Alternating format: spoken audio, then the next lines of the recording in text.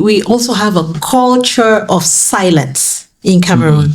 And so when you go through abuse, be it at work, be it in your church, be it in your community, people often teach you to be quiet. They may say, no, don't talk. If you talk, you get into trouble. So there are many women in the towns, in churches, and offices where you're being abused. You know that this thing is wrong. But if you dare to complain, those who love you will say, please, for your own good, don't talk. So there is a culture of silence, and this culture of silence is learned.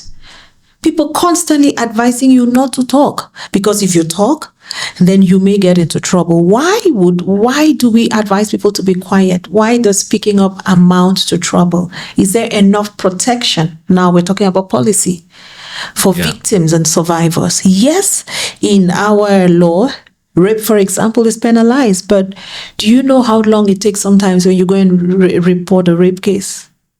How long it takes before it's followed up?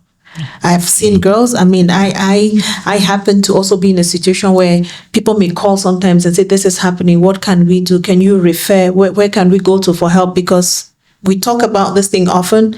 We talk about these things often. People get into your inbox, they would write, they will call.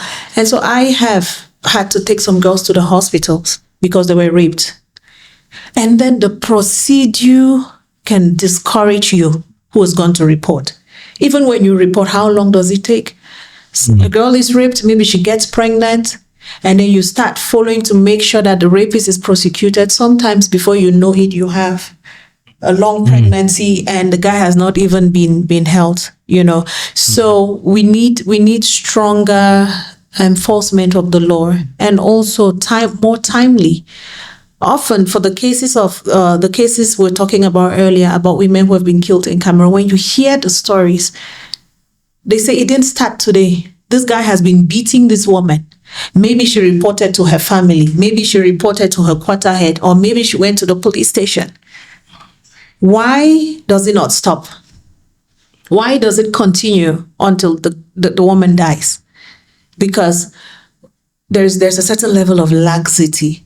And so, yes, we have strong laws, but we hope that there's more stringent enforcement, and that women can get to trust the system, to know that, yes, if I speak up, there is a law to